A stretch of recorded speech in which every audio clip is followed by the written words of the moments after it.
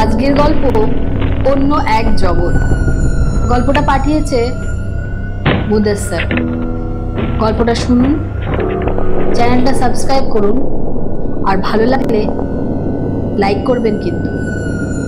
Friday suspense.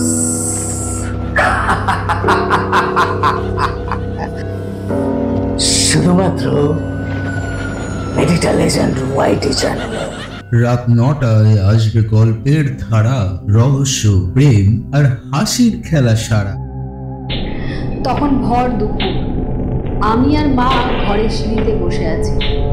ঠিক এমন সময় একটা অদ্ভুত ধরনের লোক আমার বাড়িতে প্রবেশ করে। লম্বা লম্বা জট পাকানো দাড়িতে মুখ ভর্তি, পরনেও আলখাল্লা টাইপ পোশাক, চোখের দৃষ্টি উদ্ভ্রান্তের মতো। দেখলেই কেন জানি না গা শিউরে ওঠে। লোকটা বাড়িতে ঢোকা মাত্রই আমাদের পালিত পশু পাখিগুলো অদ্ভুতভাবে ডাকতে লাগলো, সেই ডাকে ভয় পেয়ে করা চিৎকারের মতো। গরুগুলো নিজের গলার রশি ছেঁড়ার প্রাণপণ চেষ্টা করছিল, এমনকি খাঁচায় থাকা পাখিটাও ডানা ঝাপটাচ্ছিল, যেন ওরা কোনো বিপদের আভাস পেয়েছে যেটা আমরা পাচ্ছি না। আলখাল্লা পড়া লোকটা ধীরে ধীরে আমাদের সামনে আসলো, এসে সহজ স্বাভাবিক ভঙ্গিতে ভিক্ষা চাইল। ভিক্ষার কথা শুনে আমার মা প্রচণ্ড বিরক্ত হল, বলল, এত জোয়ান ছেলে কাজকর্ম করতে পারো না? দাড়ি গোপ জট পাকিয়ে শুধু সাজু সেজে ভিক্ষা করছেন? মায়ের কথা শুনে লোকটার চোখে ভয়ঙ্করভাবে জ্বলে উঠল, কিন্তু তিনি গলার স্বর স্বাভাবিক রেখে আবার ভিক্ষা চাইলেন। এবার ভিতর থেকে বাবা বেরিয়ে এসে খুব ঝাঁঝালো ভাবে ধমকালেন লোকটাকে, চলে যেতে বললেন। সে চলে যাওয়ার সময় আমার খেয়াল করলাম ওই ভর দুপুরে ও তার কোনো ছায়া পড়ছে না। এই দৃশ্য দেখার পরে ভয়ে আমরা প্রায় জমেই গেলাম। মা ওনাকে ডাকলেন চাল নেওয়ার জন্য, বাবা, কিন্তু সে আর আসলো না। তাকে একবার পিছে ফিরে অগ্নিদৃষ্টিতে তাকালো। এরপরে কিছুদিন আমরা খুব ভয়ে ছিলাম, কিন্তু দিনকে দিন সব স্বাভাবিক হয়ে গেল। এই ঘটনার প্রায় ১০-১৫ দিন পরের কথা। আমার বাবা রাতে ঘুম ভাঙায় বারান্দায় গিয়ে বসেছিলেন। হঠাৎ কে যেন তার উপর আলো ফেরালো। কোনো সাধারণ আলো নয়, গাঢ় কমলা আলো। বাবা বিরক্ত হয়ে জিজ্ঞাসা করলেন, কে? কিন্তু উত্তর এলো না। আবার আলো করতে বাবা বিরক্ত হয়ে বাগানের দিকে গেলেন। এর কিছুক্ষণ পরই ফিরে এলেন, কিন্তু কেমন যেন ভীত হয়ে। বললেন, ওখানে নাকি একটা লোক দাঁড়িয়ে আছে, আর তার সারা শরীরে থেকে কমলা আলো ঠিকরে বেরোচ্ছে, তার গা থেকে মরা মানুষের গন্ধ। এই ঘটনার পর থেকেই বাবা অসুস্থ হয়ে পড়েন। অসুস্থ হওয়ার খুব স্বাভাবিক, কার যেন বিয়ে হয়েছিল, উচ্চস্বরে মাইক বাজছে, তাই বাবার মাথা ব্যথা, কিন্তু সেই ব্যথা কমার নাম নেই। ডাক্তার ওষুধ দিল, কিন্তু কোনো লাভ হলো না। এরপর বাবা দৃষ্টিশক্তি হারিয়ে ফেললেন। আই স্পেশালিস্ট জানালো চোখ একদম ভালো, লেন্স, আইরিশ, কর্নিয়া সবই ঠিকই আছে, ইভেন মস্তিষ্কও ঠিকঠাক মতোই সংকেত পাঠাচ্ছে। তবু কেন কিছু দেখতে পাচ্ছেন না তা কিছুতেই বুঝতে পারা গেল না। 14 দিনের মধ্যে সবটা পাল্টে গেল। বাবা কোনো কাজ করতে পারেন না, তাই আমাদের চাচাদের কাছে হাত পাততে হয়। এর মধ্যে একদিন আমার বড় আপু আমাকে বলল, ওই অদ্ভুত লোকটার সাথে খারাপ ব্যবহার করার পর থেকেই এমন হচ্ছে না তো? কথাটা ফেলে দেওয়ার মতোও নয়। এদিকে বাবা ধীরে ধীরে আরও অসুস্থ হয়ে যাচ্ছিল। একদিন আমি আর আপু গাছ লাগানোর জন্য মাটি খুঁড়ছিলাম। হঠাৎ একটা অদ্ভুত ধরনের কাপড়ের পুতুল পেলাম, সেটায় চোখ দুটোতে পেরেক মারা, পুতুলটার শরীরের বিভিন্ন অংশ কাটা। আমরা ভয় পেয়ে গেলাম। এই টাইপের ব্যাপারগুলো ব্ল্যাক ম্যাজিকে হয় ব্যাপার আমরা কিছুটা জানতাম, তাই এই পুতুল নিয়ে গ্রামের এক হুজুরের কাছে গেলাম। এই সব সম্পর্কে উনি অনেক কিছুই জানে বলে শুনেছি। উনি পুতুলটা দেখে অবাক হয়ে গেলেন, বললেন, এই রকম কালো জাদু তো মানুষ করতে পারে না, এগুলো শুধু জিনেরাই পারে। আমরা দুই বোন অবাক হয়ে গেলাম। উনি জিন সাধনা করতেন? তাই আমরা বললাম কিছু সাহায্য করতে। উনি বললেন, আমি সেই জিনকে ডাকতে পারবো, শুধু এর বেশি কিছু করতে পারবো না। আর জিনের কখনো কারো উপর কোনো কালো জাদু করলে তা সরিয়ে নেয় না। তবুও আমরা জিনকে ডাকতে বললাম। আল্লাহ যদি ভাগ্যে ভালো রাখেন তবে ভালো কিছুও তো হতে পারে।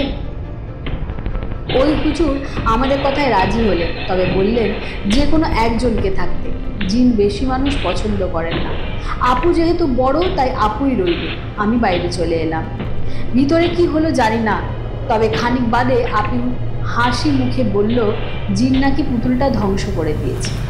এটা ভালো খবর হওয়া সত্ত্বেও যিনি জিনকে ডেকেছিলেন তিনি মুখ ভার করে রইলেন, বললেন এটা অসম্ভব, কোনো জিনই এমনটা করে না। সে কেন করল? এর পিছনে কারণ কি? এতে আবার ক্ষতি হবে না তো? তবে তার কথা আমরা পাত্তা দিলাম না, বাড়ি ফিরে এলাম।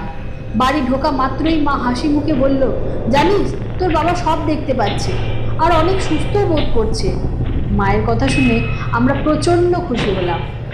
দ্রুত ঘরের দিকে যাচ্ছি, আর সে সময় আমাদের গরু, কবুতর, মুরগি, ছাগলগুলো ভয়াবহভাবে ডাকতে লাগলো। সেই দিনের মতো প্রাণীগুলো আমাদের দিকে তাকিয়েই ভয় পাচ্ছিল।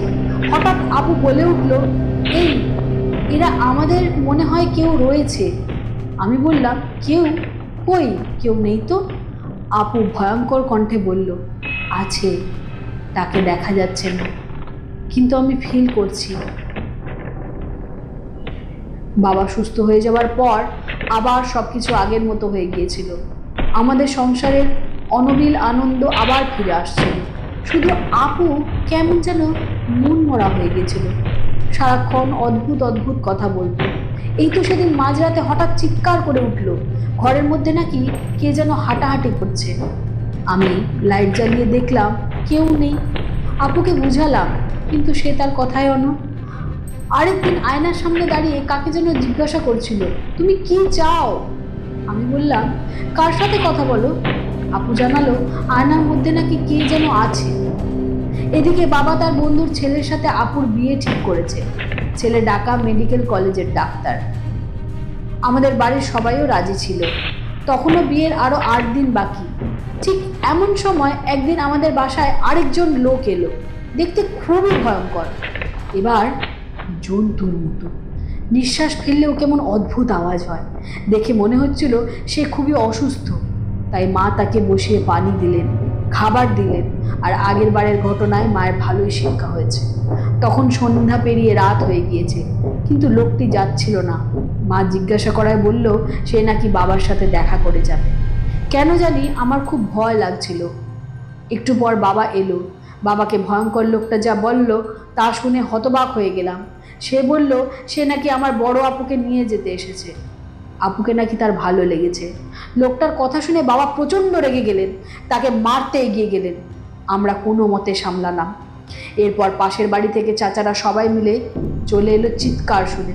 আমি ভিতর থেকে এসে দেখি আপু ভয়ে কাঁপছে। আমাকে বলল, কুপিটা জ্বালিয়ে বাইরে গিয়ে দেখতো ওই লোকের ছায়া পড়ছে কিনা। আমি তাই করলাম। দেখলাম সবার ছায়া পড়লেও ওর পড়ছে না। ভয়ে আমার বুকটা ধক করে উঠল। বড় চাচাকে বাবাকে বুঝলেন একটু বসে কথা বলা উচিত। মেয়ের বিয়ে ঠিক হয়েছে, এখন উল্টোপাল্টা কথা উঠলে বিয়ে ভেঙে যাবে। অদ্ভুত, সেই লোকটা বলল আপু নাকি জানে সে আপুকে পছন্দ করে, আর সে যে নিতে আসবে এটাও আপু জানতো। আপুকে বাইরে ডাকা হলো। আপু ভয়ে কাঁপতে কাঁপতে লাগলো। বাবা জিজ্ঞেস করলো, একে চিনিস? আপু মাথা নেড়ে সম্মতি জানালো। এভাবে কিছুক্ষণ কথা বলার পর আবার ঝগড়া শুরু হয়ে গেল। আমার এক চাচাতো ভাই লোকটাকে মারতে চাইলো। আর এরপর ঘটলো একটা অবিশ্বাস্য ঘটনা। লোকটা নিজের হাত দুটো ভাইয়ের দিকে করে প্রচণ্ড একটা হুঙ্কার দিয়ে গেল, যার ফলে উঠানের সবাই ভয়ে নিশ্চুপ হয়ে গেল আর ভাইয়া অনেকটা দূরে সরিয়ে গেল। এরপর ঘরে এসে সবাই আপুকে বকতে লাগলো। আসল ঘটনা জানতে চাইলো। আপু জানালো বেশ কিছুদিন ধরেই তার সাথে কিছু একটা থাকছে। প্রায়ই আপু তাকে দেখতে পায়, আর সে নাকি আপুকে বলেছে আপুকে তার সাথে নিয়ে যাবে। আপু কাঁদতে লাগলো, বলল ওর সাথে আমাকে যেতেই হবে, না হয় ও সবাইকে মেরে ফেলবে। বাবা আর আমার পরদিন সেই হুজুরের কাছে গেলাম। সবটা শুনে উনি বললেন আমার আগেই সন্দেহ হয়েছিল, এই রকম কালো জাদু করলে জিনদের অনেক শক্তি ক্ষয় হয়, আর এটা যদি মারতে করা হয় সে যদি না মরে তাহলে জিনের ক্ষতি হয়। তাই ওর উপর কালো জাদু করলে ফিরিয়ে নেয় না। অথচ এই জিন নিয়েছে। তোমার বোনের কান্না শুনে এত বড় একটা কাজ করেছে। তখন হয়তো তোমার বোনকে ওর ভালো লেগেছে, বোধহয় এই বড় ত্যাগ স্বীকার করেছে। আমি বললাম, কিন্তু প্রথম যিনি এসেছিল আর কাল সন্ধ্যে যিনি এসেছিল তারা তো একরকম দেখতে নয়। আমার কথা শুনে উনি বললেন, কালো জাদু উঠিয়ে নিয়েছে বলে দুর্বল হয়ে পড়েছে, তাই অন্যরকম লাগছে হয়তো। বাবা বললেন, এর হাত থেকে মুক্তি পেতে কি করা যায়? হুজুর আপনাকে একটা তাবিজ দিলেন, বললেন এটা পড়লে খারাপ জিনিস আর কাছে আসবে না। আমরা ফিরে এলাম, কিন্তু আপুর ধারে কাছে আসতে না পারলেও জিনটা আমাদের পরিবারের অনেক ক্ষতি করেছিল। সবাই ওষুধে পড়ছিলাম, আপু ছাড়া। এভাবে সবার অসুস্থতা বাড়ছিল। মায়ের সারা শরীরে ঘা দেখা দিয়েছে, উনি বিছানা থেকে নামতেও পারেন না। বাবার অবস্থা একই, এমনকি আমার চাচা চাচিরাও অদ্ভুত সব সমস্যার সম্মুখীন হচ্ছেন, আর আমিও। সবাই খুব আতঙ্কে রয়েছি। কি অভিশাপ নেমে এলো আমাদের উপর তা ভাবতেও খারাপ লাগে। আপুর বিয়ে আপাতত স্থগিত। আমরা বুঝলাম তাবিজ নিয়ে এই জিনের হাত থেকে রক্ষা পাওয়া যাবে না। অবশেষে সেই হুজুরের কাছে আমরা আবার গেলাম। এভাবে তো চলতে পারে না। উনি আমাদের বেহাল দশা দেখে দীর্ঘশ্বাস ফেললেন। আমরা জিজ্ঞাসা করলাম, এই ব্ল্যাক ম্যাজিক থেকে পরিত্রাণ পাওয়ার কি উপায় বলুন। উনি জানালেন, এখন শুধু বাঁচার দুটো পথ খোলা আছে। এক, আপুকে ওর সাথে পাঠিয়ে দেওয়া। এই কথা শুনে বাবা প্রচন্ড রেগে গেলেন। তিনি বললেন, আমার মেয়েকে কারো সাথে পাঠাবো না আমি। সে কি মানুষ? সে মানুষই না। ওকে কি বিশ্বাস আছে কখন কোন শক্তির অপব্যবহার করে মেরে টেরে ফেলবে? বাবার কথা শুনে উনি বললেন, তা ঠিক, তাহলে আর একটাই পথ আছে, ওই জিনটাকেই মেরে ফেল।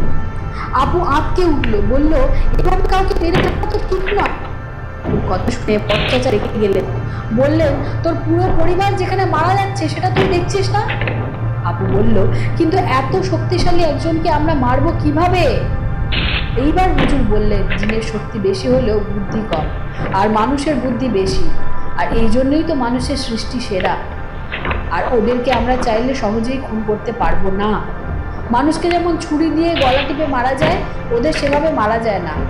ওদের কি করলে ওরা মারবে তা ওরাই জানে, তাই তোমাকেই ওর থেকে এই ব্যাপারটা জানতে হবে।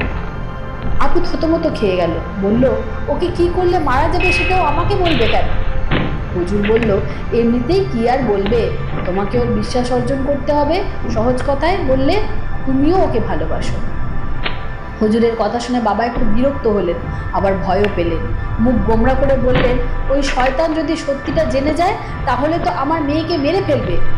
হুজুর বলল, এটা ছাড়া আর কোনো উপায় নেই। এরপর জিনটাকে একটা সুযোগ দেওয়ার জন্য ডাকলেন তিনি। সে হলো, আমাদের এতজনকে দেখে বিরক্ত হলো, যদিও ঘর অন্ধকার ছিল আর আমরা সবাই চুপ ছিলাম। হুজুর জিনটাকে বলল, তুই এদের উপর এই জাদু করেছিস কেন? ফিরিয়ে নে। সে কর্কশ কণ্ঠে বলল, যদি আপু তার সাথে যায় তাহলে ফিরিয়ে নেবে। হুজুর জিজ্ঞেস করলেন, তুই ওকে নিয়ে যাবি কই? আমাদের দুনিয়ায়। ও তো মানুষ, ওখানে থাকবে কিভাবে? প্রথমে খারাপ লাগবে, কিন্তু অভ্যাস হয়ে যাবে। তুই কি বুঝতে পারছিস না? তোরা আলাদা জাতি, আর আলাদা জাতে কখনো বিয়ে হয় না। আমি এত কিছু বুঝতে চাই না, আমি শুধু ওকে আমার সাথে নিয়ে যেতে চাই। তোদের ওখানে গেলে কি ওর আর ফিরতে পারবে কখনো? না, সেটা অন্য জগৎ, অন্য দুনিয়া। কোনো মানুষ এই দুনিয়া গেলে আর ফিরতে পারে না। তার মানে তোর সাথে গেলে ওর বাবা মা ওর কোনো খোঁজ পাবে না? না। ও আদৌ বেঁচে আছে কি না, তুই ওকে মেরে ফেলেছিস সেটাও জানবে না? না। কিন্তু আমি ওকে মারবো কেন? তুই এখানে ওকে নিয়ে থাকতে পারবি না? মানুষের এলাকার মধ্যে বেশি দিন থাকতে আমার কষ্ট হয়। হুজুর দীর্ঘশ্বাস ফেললেন। কিছুক্ষণ পর জিন চলে গেল। আমরা সিদ্ধান্ত নিলাম এই জিনকে মেরে ফেলবো। আপুও রাজি হলো, কারণ এছাড়া আমাদের আর উপায় ছিল না। এরপর আপু তার তাবিজ পড়া ছেড়ে দেয়, ফলে জিন আবার আসতে শুরু করে। আপু তাকে কথা দেয় তার সাথেই চলে যাবে, তার বউ হয়ে থাকবে, কিন্তু তার কিছুটা সময় চায়। যেহেতু বাবা মাকে ছেড়ে চলে যেতে হবে, তাই আরও কিছুদিন থাকতে চায়। আপুর কথা শুনে সে বিরক্ত হলো, জানালো আপু তো ভালোই থাকবে, আর বাবা মা কেমন আছে তাও জানতে পারবে, শুধু এখানকার কেউ জানবে না। কিন্তু তাতেই বা কি? এসব আপুর কাছে শুনেছি। আপু ওর সম্পর্কে আমাকে অনেক কিছু বলে। ও নাকি আমরা যতটা ভাবছি ততটাও খারাপ না। আমি বিরক্ত হই, বলি ওর সাফাই না গিয়ে ও কি করলে মরবে সেটা আগে জানো। মরার কথা আসলে আপুর মন খারাপ হয়ে যায়। তবু বলে আচ্ছা ঠিক আছে। এভাবে দেখতে দেখতে অনেক দিন কাটে, আবার সবাই ঠিক হয়ে যায়। কিন্তু জিনটাকে না মারা পর্যন্ত তো আর মুক্তি পাবার না। এদিকে আপুর বিয়ের আসাতে ঠিক হয়েছিল, তারাও তার চাপ দিচ্ছিল দ্রুত বিয়ে দিতে। তাই বাবা খালি আপুকে বলছিল যেভাবে পারে শয়তানটার থেকে ওর মরার রহস্যটা জান। আপুও হ্যাঁ করে, কিন্তু কিছুই জানতে পারে না। একদিন মাঝরাতে আপু হঠাৎ আমাকে ডেকে ঘুম থেকে তুললে। এরপর বলে জানিস ইরা, ওকে কিভাবে মারা যাবে সেটা আমি জেনে গেছি। আমি প্রচন্ড খুশি হয়ে গেলাম। বললাম কিভাবে আপু? বাবাকে বলতে হবে, তুমি এবার এর থেকে মুক্তি পাবে। হঠাৎ আপুর দু চোখে পানি চলে এলো, আমাকে অবাক করে দিয়ে বলল আমার মুক্তির দরকার। মানে কি আপু, তুমি এসব কি বলছো? যে আমাকে এতটাই বিশ্বাস করে যে তাকে কিভাবে মেরে ফেলে সেটা অবধি বলে দেয়, তার সাথে আমি কিভাবে বিশ্বাসঘাতকতা করি? আমার পক্ষে ওকে মারা সম্ভব না। ও আমাকে আরো আগেই ওকে মেরে উপায় বলেছে, আমি কাউকে বলতে পারিনি। ও কত স্বপ্ন দেখেছে আমাকে নিয়ে, কারো মন ভাঙা তো মসজিদ ভাঙার স্বপ্ন। কিন্তু তাহলে ও আমাদের ক্ষতি করতে পারে। এর জন্য আমি সিদ্ধান্ত নিয়েছি ওর সাথে চলে যাব। কি বলছো? আপু কান করে দিল আমি আমার সামনে। এরপর আপু আমাকে বলল আমি এখনই চলে যাব, তুই বাবা মাকে বুঝিয়ে বলিস। আমার মনে হয়েছে ও আমার কোনো ক্ষতি করবে না। মনের থেকে এই দুনিয়া বড় কি আছে বল? আমি ওকে মারতেও পারবো না, আর বাবা মার কষ্টও দেখতে পারবো না। তাই চলে যাওয়াটাই সঠিক সিদ্ধান্ত। চিন্তা করিস না, আমি যেখানেই থাকবো ভালো থাকবো। আর আল্লাহ চাইলে কি না পারে, হয়তো কোনো একদিন বেড়াতে আসবো স্বামী সন্তান নিয়ে অন্য জগৎ থেকে। এরপরে সেই রাতেই আপু চলে যায়। কোথায় গেছে কেউ জানে না। আস্তে আস্তে ভোর হচ্ছিল, পূর্ব আকাশের সুপ্তার মুছে সূর্যোদয় হচ্ছিল। কেন জানি না আমারও মনে হচ্ছিল ওরা ভালোই থাকবে। Friday suspense.